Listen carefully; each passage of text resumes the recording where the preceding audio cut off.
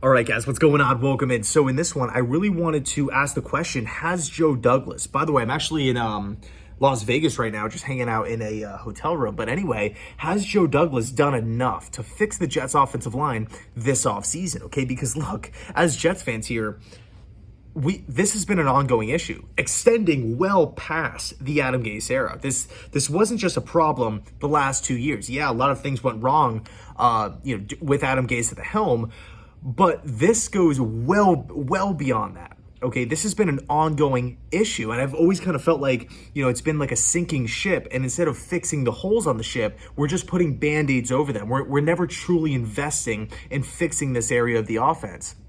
Maybe it's one of the core reasons why this offense continues to struggle every single year. Doesn't matter who's calling plays. Doesn't matter who's playing quarterback, whether it's Josh McCown or, we just watched we've seen 3 years of the third overall pick in the draft, Sam Darnold, get knocked around left and right every single game and virtually have no running game, okay? Now, granted, Sam Darnold isn't the perfect player out there, and he made a lot of mistakes as well, but having a bad offensive line or bad offensive line play definitely was a factor in Darnold's poor performance. So this has been a major issue, but as we all know, Joe Douglas has made some awesome moves so far in his short tenure as Jets general manager here. Obviously drafting Mekhi Becton at left tackle. He looks to be amazing, coming off a fantastic rookie season. Absolutely incredible, just mauling defensive ends, making veteran pass rushers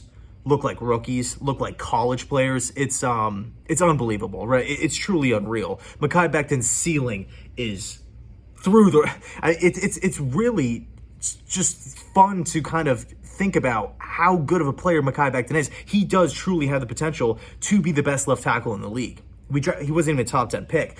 We landed him at 11. Okay, so huge acquisition. Now there are some question marks about, injuries. Dealt with some stuff last season. Obviously, the plantar fasciitis this year. The hope is he stays healthy, and if he is out there on the field with it, with this new offense, adding some talent this offseason, so it's not like he has to carry the load.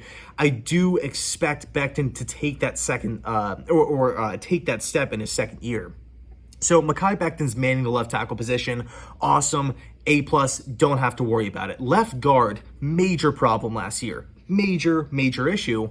It wasn't until we acquired Pat Elflein from the Minnesota Vikings late in the season, or it wasn't until late in the season where his play really started to shine, and the offensive line on the interior and really on the left side started to pick up. Like, that's where we started having success, like running the ball down the Raiders' throat late into that season. We ended up losing the game, but man, Ty Johnson and Josh Adams had great success that game, and it was all due to the offensive line really just hammering that left side. Pat Elflein did a really solid job. Free agency opens up. I expected him to be back. He doesn't. He goes and he signs a multi-year contract elsewhere. I'm thinking, we kind of found a diamond in the rough here. Now we don't have that. What are we going to do? We trade up in the draft and we draft Elijah Vera-Tucker, okay? Multiple third-round picks. It is what it is. We land our guy, okay? Elijah Vera-Tucker, safe player, good in the run, good in the pass game as well. This is a player who not only just has a high floor, but a high upside. So the hope is, the expectation is that we are upgrading at that left guard spot as well. It's not just the left tackle position that we can feel good about moving forward with a young core piece. It's also left guard. By the way, Elijah Vera-Tucker has experience playing tackle as well. Okay, so he also gives an offense that versatility, that toughness. And by the way, we saw Joe Douglas kind of talk a little bit about what he liked in Elijah Vera-Tucker in the Flight 2021 documentary or the docu-series, whatever you want to call it. Awesome series. I recommend it. Totally recommend checking it out if you haven't. But we know what Elijah Vera-Tucker is capable of. He was considered by many people out there as a mid to high first round pick here. So we're getting a guy that we can truly build around. But again, we haven't seen him on the football field. We haven't seen him going up against NFL talent. Okay, so kind of a question mark, but I feel really good about the left side of the offensive line. Moving on to center, Connor McGovern. horrible year last year, signed a multi-year contract, really, really big contract for, a center in Denver who did pretty well. He was never like a top center, never a top 3, top 5 kind of guy, but definitely a guy who could hold his own, above average, solid. You never had to worry about Connor McGovern like, God, we're going to get destroyed because our center play is non-existent. No, that wasn't the case at all in Denver. Last season with Gase, it was a train wreck. We already talked about Darnold getting hit left and right and also not being able to run the ball effectively, not until late in the season at least. So the hope is with this new system, Mike LaFleur, Connor McGovern can get back to what he was in Denver, where he played under Scangarello, which ran, which that offensive system ran a zone blocking attack. So the hope is Connor McGovern signed this big money deal, 3-year contract. Okay, one of the highest paid centers in the league today. We expect him to play up to that standard. Okay, we can't have a bottom 5 center being paid as one of the top guys in the league. That's just unacceptable. It just cannot happen. So the left side of the offensive line is good, solid. We don't have to worry about it. At center, in the middle, the expectation, the hope, we're all crossing our fingers Connor McGovern can get back to what he looked like in Denver. If he can do that, we are in a very, very, very good position. Right guard, by the way, if he can't do that, then obviously a move needs to be made in the offseason. We have to get rid of that contract some way, somehow. He'd be going into the last year of his deal. I don't really feel like he would command like a huge trade market or anything like that, given the contract, given, assuming he's not good enough to where we are trading him and we would have to be looking for a center. So I don't think we could get anything for him anyway. But I'm going into the season with a lot of optimism here.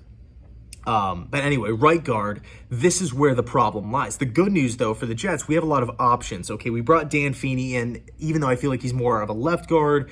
We have Cameron Clark. He could be an option. Alex Lewis. Obviously, he restructured his contract. Or Joe Douglas restructured Alex Lewis's contract, and then Greg Van Roten. Now, Greg Van Roten obviously has been, kind of a depth piece with Carolina, and so far he's been listed as the starting right guard for this football team. And it'll be interesting because whenever you have a new offense, an offensive scheme coming into place with a different blocking system here, obviously going from the Gase style to this zone blocking West Coast, you can never just write off a guy. Guys can emerge. Guys can really see their play elevate. So obviously, as a Jet fan, I'm hoping Greg Van Roten balls, right? I'm hoping he shows up and all of a sudden he looks like a new player. I don't really feel confident in that right guard position, amazing about it going in. I definitely feel like that's the Achilles heel of the offensive line. That's the one position that I feel like we might have to, maybe look to the draft next season, look towards free agency. There's been some talk about possibly George Fant playing some guard, given that he's so athletic. I've also seen a couple, things about Morgan Moses playing guard, but I just feel like Morgan Moses, you just got to play him at right tackle, let him do what he does best. And moving on to right tackle, George Fant, Morgan Moses, whoever it's going to be, I'm assuming it's going to be Moses here. Obviously signed a pretty small contract. It was only a 1-year contract. The rumor was it was going to be a multi-year deal.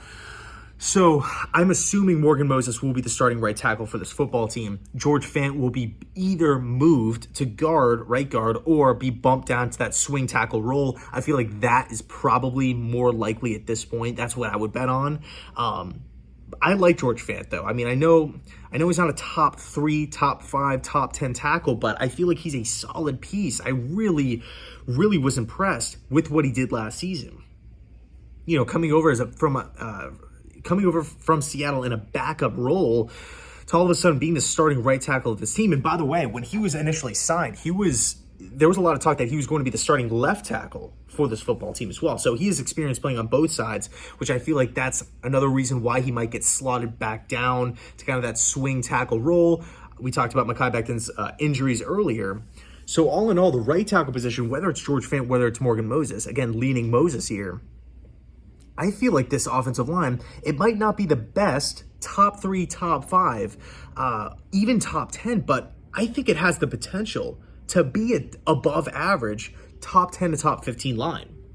I do believe in the upside. I think with the system, I think with the personnel, with just the overall idea of the offense of getting the football out of Zach Wilson's hands quickly. I don't think there's going to be a lot of pressure on him to, hang in the pocket, wait for guys to get open, guys that, are arguably, on the football team because there's not that much talent there, kind of like what we've seen in the past couple of seasons.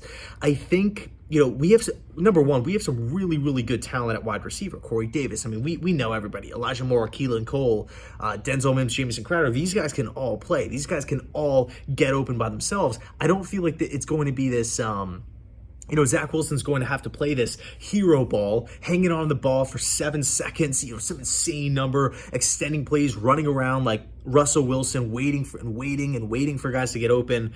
I really feel like Wilson can play within the confines of this offensive system because of the talent. Now, again, going back to the offensive line, I think it does have the potential. And of course, we have to see how everything meshes, preseason, new coaching staff, and Mike LaFleur is still young as well. First season as an OC. So he has to learn some things as well, like along the way, but that's kind of a given. I think this offensive line, if it meshes correctly, they do have the potential to be one of the better offensive lines in the league. I don't think they have the potential to be the best or, the top 3, top 5, but a formidable bunch, no doubt about it. I feel like left tackle, solid, don't have to worry about it. Left guard, solid, don't have to worry about it. Center, kind of a question mark, but the needle's pointing towards, okay, you know what? If the Jets are not drafting a center, if they're not signing a center, they feel pretty good about McGovern. Joe Douglas signed him to a multi-year contract, making him one of the highest paid centers in the league just a year ago. I want to trust JD on this one. I feel like center, we're pretty good, we're solid, we're okay. Right guard, an issue. But there's going to be a lot of competition there. That's a plus. That's a positive for this Jets team. Obviously, 3 preseason games, a lot of time in training camp, and obviously the time, in mandatory minicamp and whatnot.